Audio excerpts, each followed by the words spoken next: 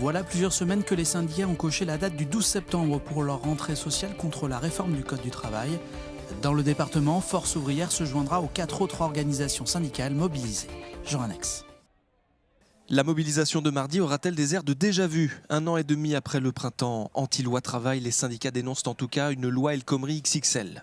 On sait que nous, un peu partout, les militants ont été à la rencontre des salariés qui expriment une colère assez forte.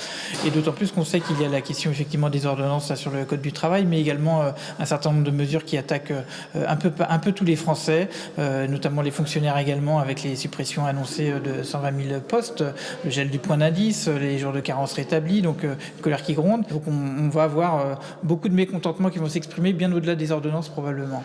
L'une des interrogations de cette nouvelle mobilisation, la participation ou non de Force ouvrière. Il y a quelques jours, son secrétaire national, Jean-Claude Mailly, annonçait qu'FO ne serait pas de la partie. Pourtant, les sections départementales seront bien mobilisées, notamment en Loire-Atlantique. L'un dans l'autre, les mesures régressives sont plus importantes que les garanties qui ont été obtenues. Ce qui est important déjà, c'est qu'à l'occasion du 12 septembre, nous manifestions notre opposition aux ordonnances. Et nous verrons bien comment les choses vont évoluer. La fronde se renforce donc pour ce rassemblement dont voici le parcours nantais. Départ à 14h30, place du Commerce, direction le cours des 50 otages, étape à la préfecture, puis au Miroir d'eau, destination finale, le CHU. À Saint-Nazaire, le rendez-vous est donné à 10h devant l'hôtel de ville, 11h à Châteaubriand, devant la mairie également.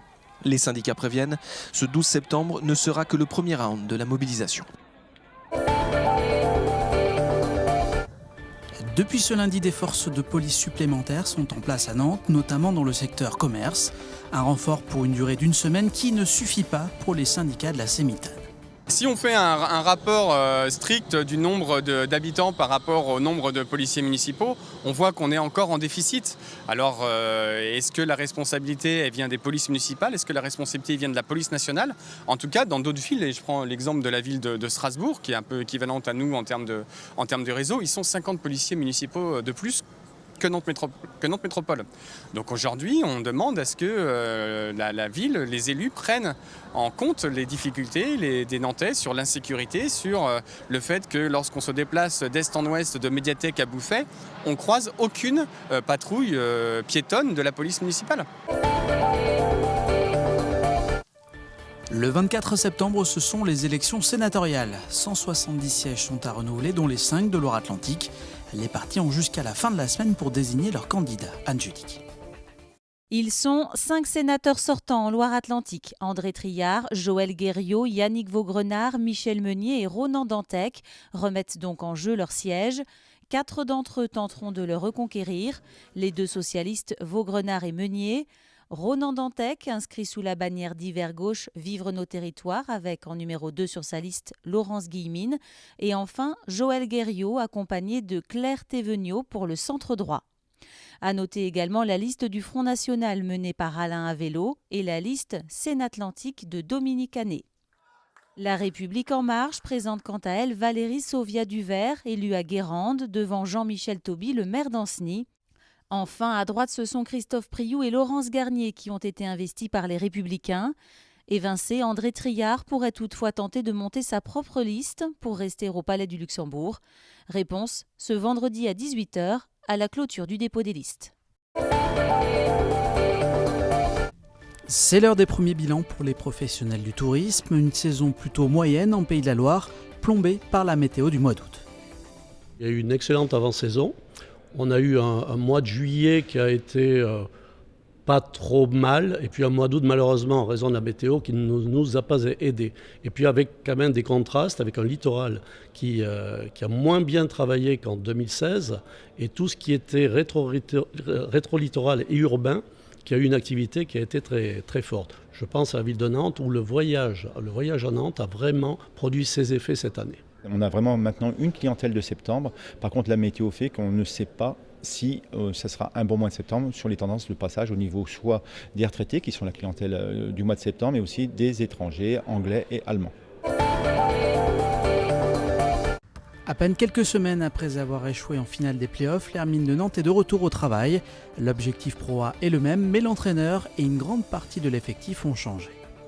Niveau sportif, c'était un club très intéressant. Nouveau staff nouveau coach donc, aussi qui est très intéressant pour moi.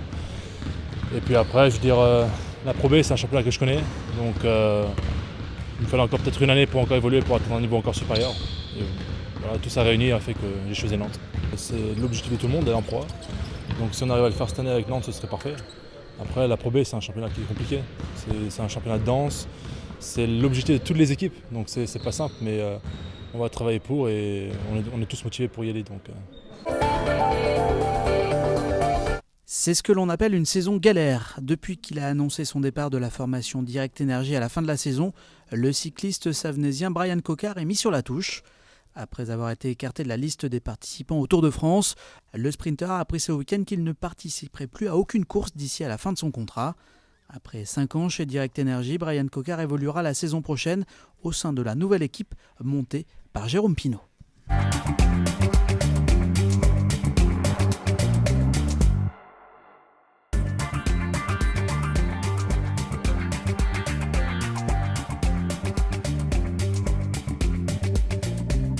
Nous avions constaté effectivement que la demande de transport dans la nuit du vendredi au samedi est quasiment équivalente à celle de la nuit du samedi au dimanche. Les Nantais sortent, c'est une ville universitaire.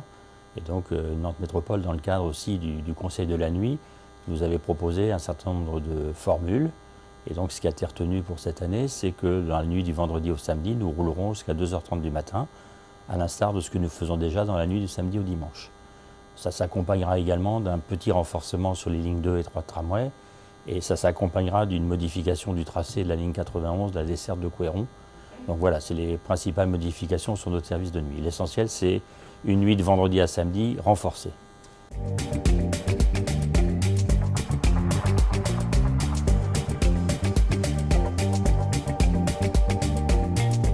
Notre calendrier commercial, donc nous publions pour l'ensemble de l'année, repose aujourd'hui sur des niveaux de service qui ne sont pas exactement collés aux périodes scolaires. L'année dernière, cette année plutôt, en 2017, nous avons fait une première expérience et nous nous sommes aperçus que nous avions un petit peu trop affaibli notre service au retour des vacances scolaires de printemps.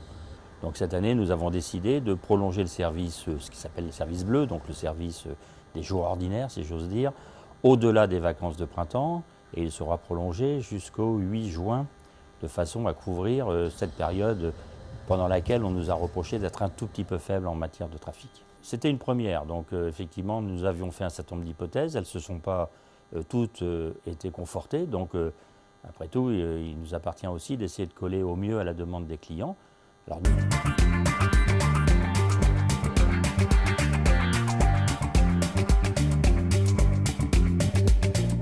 sur le parvis nord de la gare, il y a un certain nombre de chantiers, ils sont déjà d'ailleurs en cours. Ces chantiers sont extrêmement importants. D'ailleurs, ils occasionneront l'année prochaine, pendant l'été 2018, une coupure de la ligne 1 de tramway. Donc ça, c'est déjà aussi un problème important. Il n'empêche que dès maintenant, nous sommes obligés d'adapter notre desserte en fonction de ça. Et notamment, nous avons décidé de ne pas faire passer la ligne 12 sur le parvis de la gare pour éviter qu'elle rentre dans une zone de travaux qu'on ne maîtrisera pas. Donc la 12 reprendra le tracé de la 11 du côté entre Mitry et Trébuchet. Et puis pour essayer de compenser en partie ce manque de dessert de la gare, c'est la ligne C2 qui sera prolongée de Commerce à la gare, comme nous l'avions fait d'ailleurs pendant une période de travaux avec un certain succès. Donc ça permettra également aux gens du nord de l'agglomération qui prennent la C2 d'accéder à la gare sud sans passer par la correspondance avec la ligne de tramway.